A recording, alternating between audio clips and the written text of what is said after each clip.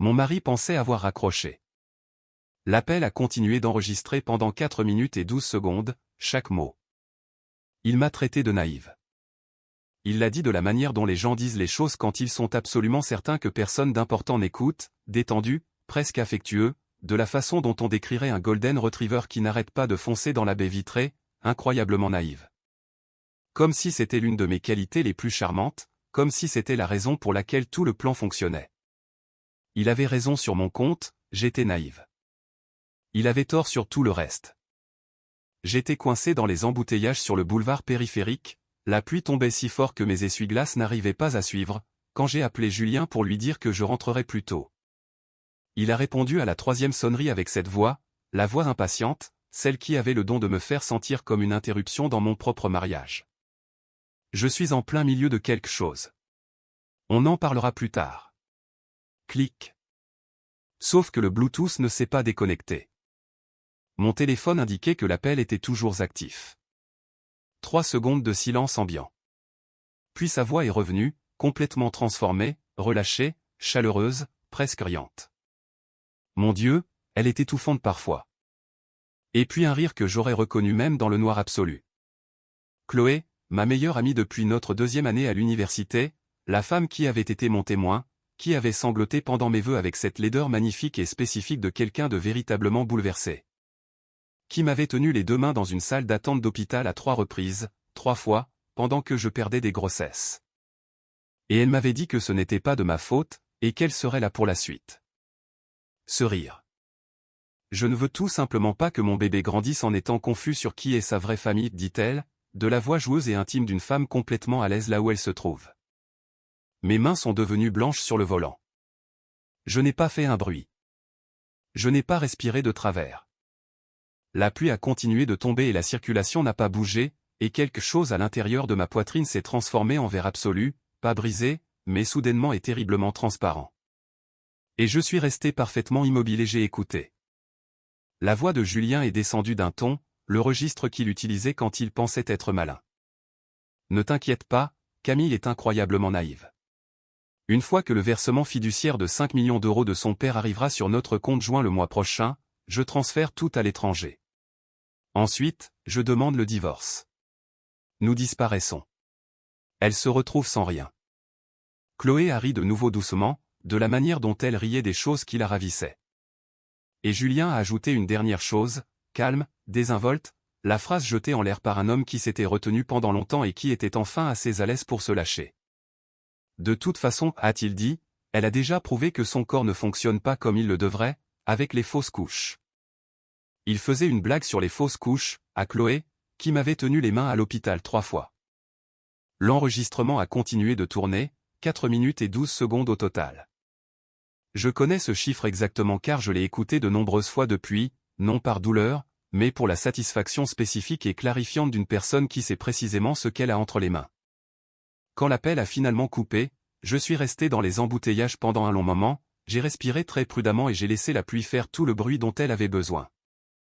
Il se passait quelque chose d'énorme en moi que je refusais de relâcher dans l'habitacle de ma voiture parce que j'avais besoin d'avoir les idées claires. J'avais besoin de penser avant de ressentir, peut-être pour la première fois de mon mariage, et j'avais besoin de le faire vite. Je ne suis pas rentré chez moi. Je suis allé au bureau de mon père. Je m'appelle Camille Beaumont-Laurent, et vous devez comprendre quelque chose sur ma vie avant que je vous raconte comment elle s'est effondrée, puis, en l'espace de 3 semaines, s'est reconstruite en quelque chose que je n'aurais jamais pensé désirer. J'ai grandi en tant que fille unique d'Henri Beaumont, qui a bâti Beaumont Investissement sur 40 ans, en commençant par une entreprise de transport de fret. Avec une philosophie sur les gens qu'il résumait en 2 règles, faire confiance lentement et ne jamais laisser un serpent se réchauffer dans sa maison. Mon père a 71 ans, il est petit, a les cheveux argentés, et possède cette tranquillité particulière de quelqu'un à qui de très bons menteurs ont menti et qui a appris il y a des décennies à regarder les mains plutôt que les visages. Il n'avait jamais aimé Julien. Il l'avait exprimé au moment de mes fiançailles avec la retenue mesurée d'un père qui avait compris que dire à sa fille de ne pas épouser quelqu'un était le moyen le plus sûr de s'assurer qu'elle fasse exactement cela. Il avait dit, « Il est impressionnant en public, Camille. Assure-toi juste de savoir qui il est dans les pièces sans public. » Je lui avais répondu que Julien était merveilleux, gentil, attentionné. Je lui avais dit qu'il changerait d'avis. J'étais marié à Julien Laurent depuis 6 ans. Il était conseiller financier avec une liste de clients qu'il gardait précieusement et un train de vie qui avait toujours été légèrement plus coûteux que ce que ses revenus semblaient pouvoir supporter. Je n'avais jamais examiné cela de trop près. Mon père avait constitué un fonds en mon nom à mes 30 ans, 5 millions d'euros prévus pour le début de la trentaine, et Julien le savait depuis avant nos fiançailles parce que je le lui avais dit, parce que je lui faisais confiance, parce que j'étais, comme il l'avait identifié avec justesse, incroyablement naïve. Il était beau de cette façon particulière qui inspire confiance au premier coup d'œil et dont on met des années à comprendre que ce n'est en fait que de la symétrie. Il était doué dans les dîners mondains. Il avait le don de faire en sorte que les autres se sentent choisis, donc il avait dirigé vers moi dans nos premières années, et que j'avais confondu avec de l'amour. Chloé Mercier était ma plus proche amie depuis nos 20 ans. Elle avait ce genre de beauté qui faisait taire les conversations quand elle entrait dans une pièce, et elle la portait avec insouciance, de la façon dont les gens portent les choses auxquelles ils n'ont jamais eu besoin de penser. Elle était drôle, chaleureuse et farouchement loyale. J'avais cru à cette dernière partie si intensément que je n'avais jamais pensé à la remettre en question. Elle et Julien s'étaient toujours bien entendus, trop facilement, peut-être. Il y avait eu un moment lors d'une soirée il y a 2 ans, en sortant des toilettes, où je les avais trouvés en train de discuter d'une manière qui s'était interrompue dès mon apparition, pas de façon évidente, juste un recalibrage d'une demi-seconde, un léger changement dans leur posture. Je l'avais classé dans la catégorie rien. Je classais toujours les choses dans la catégorie rien. Les fausses couches ont eu lieu en 2020, 2021 et 2023.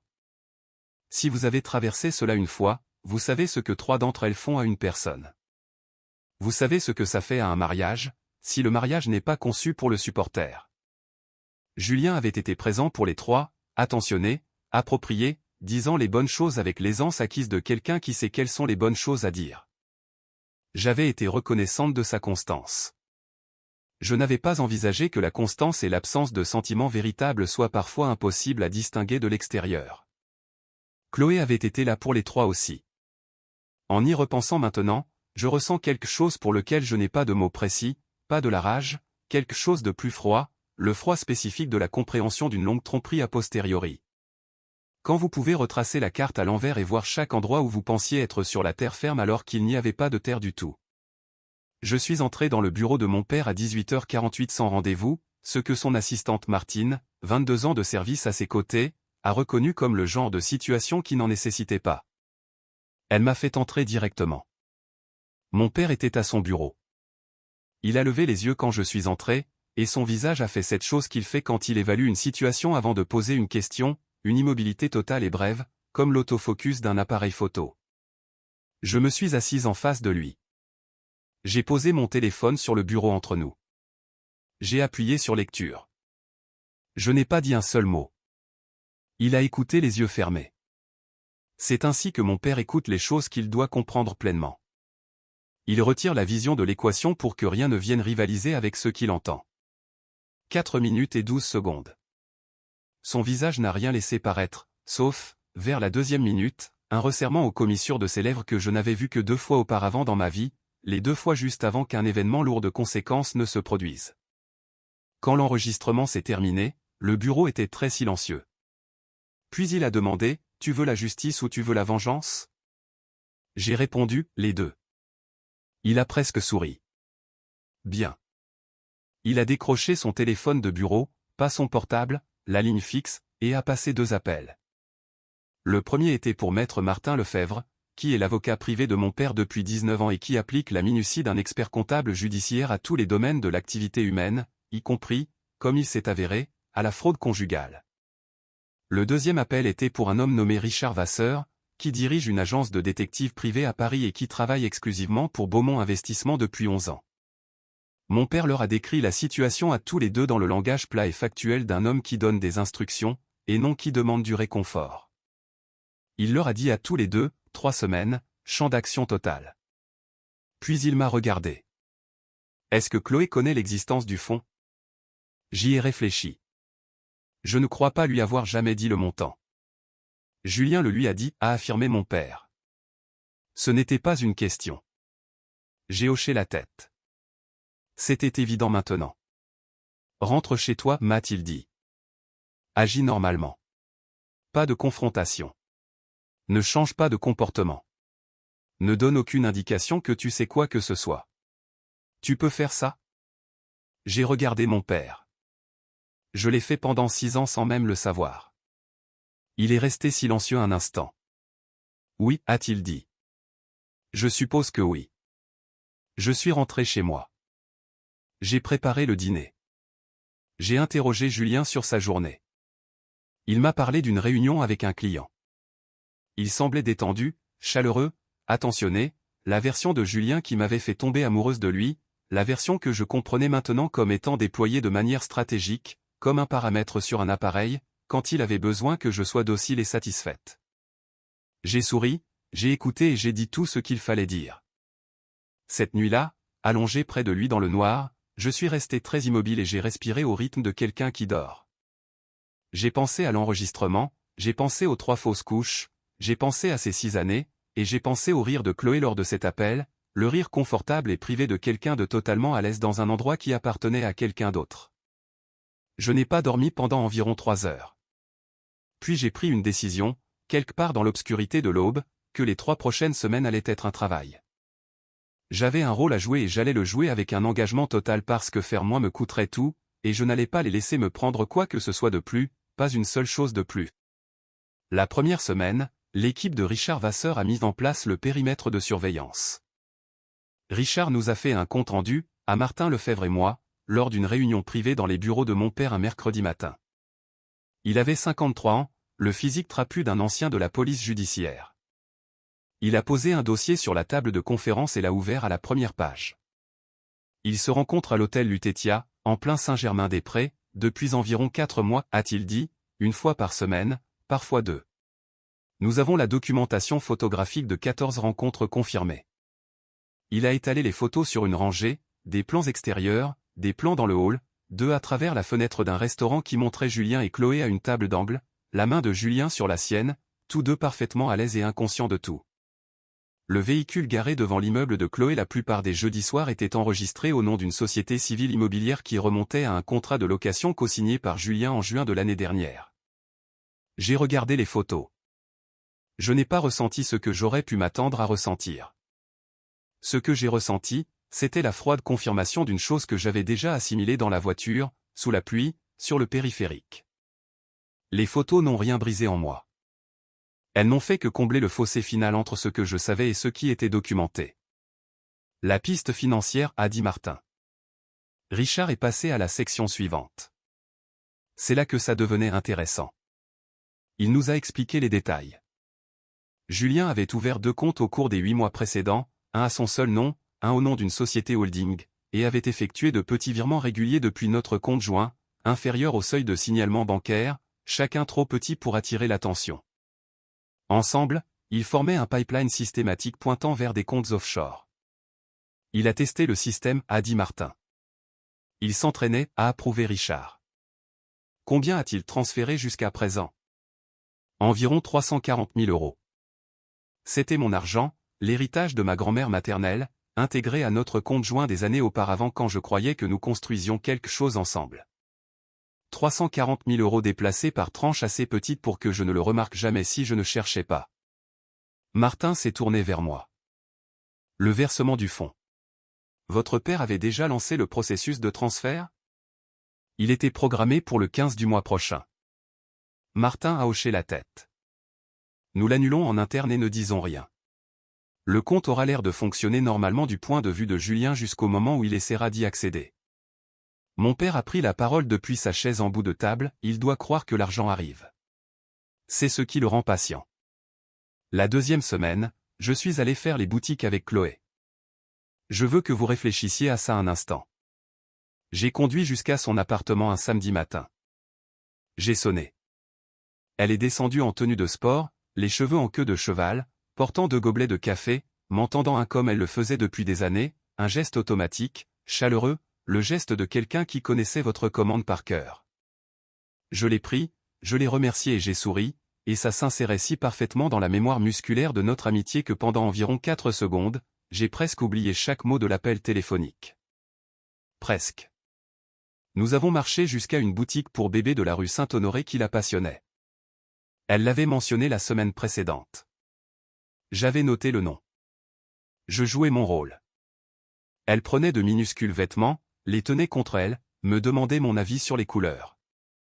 Elle était enceinte de 7 mois et véritablement belle, avec le visage rond et le contentement relâché d'une femme en fin de grossesse. Je me tenais à côté d'elle, je lui disais qu'elle rayonnait, je lui posais des questions sur les prénoms, je ne pensais pas un traître mot de tout cela, et elle ne remarquait absolument rien. J'ai pensé à l'enregistrement pendant tout ce temps. J'ai repensé à sa phrase, « Je ne veux tout simplement pas que mon bébé grandisse en étant confus sur qui est sa vraie famille. » J'ai pensé à ce que cela signifiait pour le bébé, qui était réel, innocent et qui se dirigeait vers une situation dont il n'était aucunement responsable, peu importe la tournure des événements. Je ne me suis pas attardé trop longtemps sur cette partie, car cela exigeait plus de grâce que ce dont je disposais à ce moment-là, et la grâce viendrait plus tard. Quand nous nous sommes enlacés pour nous dire au revoir sur le trottoir, elle m'a dit, « Tu as l'air vraiment bien en ce moment, très apaisé. » Je le suis, ai-je répondu. Je le suis vraiment. Elle m'a serré le bras.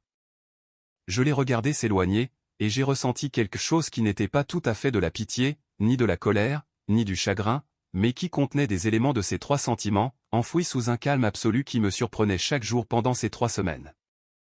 D'où cela venait, je n'en étais pas tout à fait sûr. Peut-être de la voiture sous la pluie, quand j'avais eu besoin d'avoir l'esprit clair et que j'avais découvert une facette de moi-même capable d'une clarté redoutable quand il le fallait. Toujours lors de cette 2e semaine, l'équipe de Richard a ajouté une dernière pièce au dossier, le bébé. Je n'avais pas demandé cette information. Richard avait simplement noté, dans le langage clinique de son rapport, que la chronologie de la grossesse et les mouvements confirmés de Julien, tels que documentés, créaient une petite mais notable incohérence. Il avait, avec l'autorisation de mon père, demandé qu'une analyse de paternité soit initiée via un service privé de documentation médicale. Pas encore un test légal, juste une évaluation préliminaire des chronologies, des dates et un croisement avec les dossiers médicaux de Chloé obtenus par les canaux que les détectives privés utilisent quand leurs clients ont les ressources pour les autoriser. Il a déposé le résumé sur la table lors de la réunion de la 3e semaine. La chronologie de la grossesse correspondait à une date de conception qui coïncidait avec une période de 3 semaines au cours de laquelle Julien était en voyage d'affaires à Londres.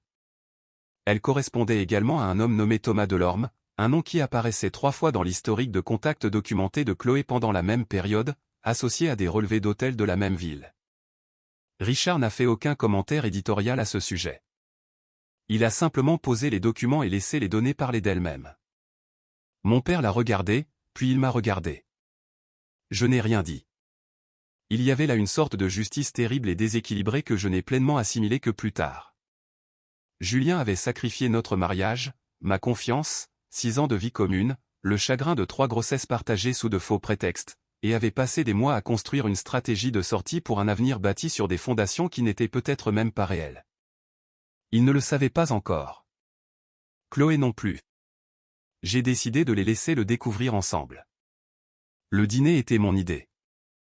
J'ai dit à Julien que je voulais fêter le versement du fonds comme il se devait, en toute intimité, à la maison, juste nous 3. Je l'ai dit d'une manière qui le présentait comme un cadeau pour lui, la célébration discrète d'un nouveau chapitre. Il a accepté immédiatement. Il a même suggéré le menu, ce qui a failli me faire rire. J'ai cuisiné. J'ai mis la table avec la belle vaisselle. J'ai ouvert le vin que Julien aimait. J'ai arrangé les fleurs que Chloé avait apportées, des tulipes blanches, son cadeau d'hôtesse signature. Elle en avait apporté à tous les dîners de notre amitié.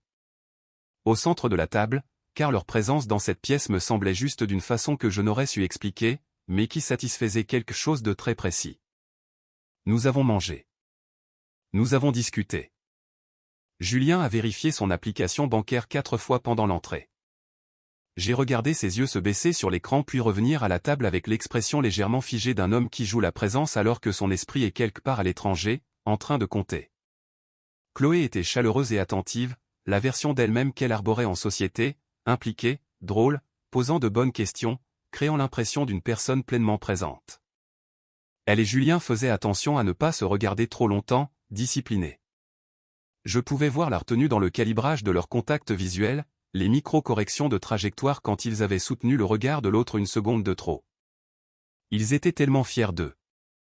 C'était la chose qui me frappait le plus, la fierté, la satisfaction à peine contenue de deux personnes qui se croyaient les plus intelligentes de la pièce, qui m'avaient regardé à travers des années d'amitié et de mariage en décidant que ce qu'ils voyaient n'était qu'une cible facile. Après le dessert, je me suis levé. J'ai pris l'enveloppe scellée que j'avais placée sur le comptoir de la cuisine 2 heures plus tôt, j'ai marché jusqu'au bout de la table et je l'ai posée devant Julien. Le paiement est arrivé aujourd'hui, ai-je dit. Félicitations. Il s'en est emparé avant même que j'aie terminé ma phrase. Ses doigts bougeaient vite, déchirant le rabat avec l'empressement de quelqu'un qui a attendu longtemps une chose et qui n'arrive pas à gérer sa propre anticipation.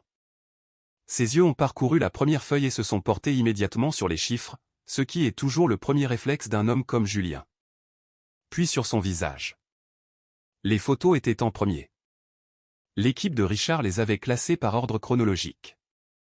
14 rendez-vous au Lutetia, la table d'angle, la voiture garée devant l'immeuble de Chloé, la date et l'heure sur chaque cliché. Ensuite, le résumé financier, les 340 000 € déplacés en transferts échelonnés sur 8 mois, les numéros de compte, les documents de routage, le compte de destination offshore avec la signature de Julien sur l'autorisation. Et puis, la transcription, 4 minutes et 12 secondes, mot pour mot. Je l'avais mise en page proprement, comme un script, Julien, Chloé, Julien, de sorte que chaque mot soit attribuable et sans ambiguïté. Sa voix à lui, le rire de Chloé. Et la phrase sur mon corps qui ne fonctionnait pas comme il le devrait, posée là sur la page en Police Times New Roman Taille 12, la phrase la plus désinvolte de la conversation, celle dont je savais qu'elle le poursuivrait. Les couleurs ont quitté son visage comme l'eau se vide d'une baignoire, pas d'un coup, mais dans une direction constante et inévitable. Chloé était devenue complètement immobile. Elle regardait les photos avec l'expression concentrée, presque analytique, de quelqu'un qui effectue des calculs rapides. Je me suis rassise. J'ai croisé les mains sur la table. L'argent n'a jamais atteint notre compte, ai-je dit. Papa a annulé le transfert interne le jour même où je lui ai fait écouter l'enregistrement. J'ai fait une pause.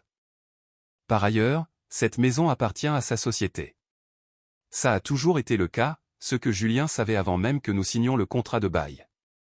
J'ai regardé Julien fixement. Vous avez 10 minutes. Il a retrouvé sa voix. Camille, il y a une page de plus. J'ai fait glisser le dernier document sur la table, le rapport de Richard sur la chronologie, la coïncidence avec Londres, Thomas Delorme, les dates. Julien l'a regardé, puis a regardé Chloé. Chloé l'a regardé, puis a regardé Julien. Et sur son visage, dans la façon très spécifique dont le calcul derrière ses yeux a basculé puis s'est arrêté, j'ai vu le moment où elle a compris ce que la dernière page signifiait, pas seulement pour les personnes présentes dans la pièce, mais pour tout ce qu'elle pensait avoir construit. Chaque sacrifice qu'elle pensait avoir fait, chaque avenir qu'elle avait planifié sur des fondations qui n'étaient apparemment, en fait, pas certaines. Son visage s'est décomposé, ce n'était pas de la comédie, c'était sincère. La bouche de Julien s'est ouverte, fermée, ouverte à nouveau. La bouche d'un homme qui a toujours eu les bons mots à disposition et qui découvre pour la première fois que la réserve est épuisée. Je l'ai regardé. Tu as tout sacrifié, ai-je dit, pour un avenir qui n'a même jamais été réel. Il n'a pas répondu. L'affaire de fraude est entre les mains de Maître Lefebvre et d'un cabinet d'expertise comptable judiciaire. Les 340 000 € plus les dommages et intérêts. La demande de divorce a été déposée ce matin. J'ai pris mon verre de vin. Une plainte au civil pour faute financière dans un mariage met environ 14 mois à être entièrement jugée, Julien. Tu as alimenté ton compte offshore en utilisant des fonds d'un compte joint qui était approvisionné directement par les distributions de mon fonds fiduciaire. Ce qui rend chaque euro traçable et récupérable en vertu de la loi française sur les biens matrimoniaux. J'ai pris une gorgée lente et silencieuse. Martin t'envoie ses salutations. J'ai posé le verre. Maintenant, sortez de chez moi. Ils sont partis. Pas immédiatement. Il y a eu une période d'environ 90 secondes que je ne décrirai pas en détail, si ce n'est pour dire que Julien a tenté 3 approches différentes et que je n'ai rien dit. Me contentant de l'observer jusqu'à ce que l'absence de toute réponse disponible devienne sa propre réponse et qu'il arrête d'essayer. Chloé est partie la première. Elle a pris sa veste sur le dossier de sa chaise, et à la porte, elle s'est retournée et m'a regardé avec une expression que je n'avais jamais vue sur son visage auparavant, pas exactement de la culpabilité, quelque chose de plus désorienté que de la culpabilité. L'expression d'une personne qui vient de découvrir que la carte qu'elle utilisait était fausse et qui ne sait pas encore où elle se trouve réellement. Elle n'a rien dit. Elle est partie. Julien est parti 4 minutes plus tard, après avoir tenté une dernière fois dans le hall d'entrée de recadrer ce qui se passait, et je lui ai dit que son avocat avait le numéro de Martin Lefebvre et que c'était le lieu approprié pour cette conversation. Et puis la porte s'est fermée et je me suis retrouvé seul dans ma maison avec la belle vaisselle, les tulipes blanches et ces 4 minutes et 12 secondes qui avaient changé la direction de tout. Je veux vous dire ce qui leur est arrivé parce que je sais que vous avez besoin de le savoir. La demande de divorce déposée par Martin Lefebvre le matin du dîner invoquait la faute financière, le détournement de biens matrimoniaux et la manœuvre frauduleuse en rapport avec le fonds. Un mécanisme juridique spécifique en France pour lequel l'équipe de mon père avait pris soin d'établir une documentation blindée pendant la période d'enquête de 3 semaines. Les 340 000 € étaient entièrement récupérables. Le compte offshore, une fois identifié grâce à la piste d'autorisation documentée, a été gelé dans les 60 jours grâce à la coordination avec l'experte en comptabilité judiciaire de Martin, une femme nommée Dr Patricia Renard, qui avait 20 ans d'expérience dans ce domaine et qui a décrit le montage offshore de Julien dans son rapport comme élémentaire dans son exécution et amateur dans sa dissimulation. Cette phrase est apparue dans la documentation légale formelle. Je l'ai lu plusieurs fois. Le cabinet de conseil financier de Julien a perdu 2 gros clients dans le mois qui a suivi le moment où la demande de divorce est devenue publique.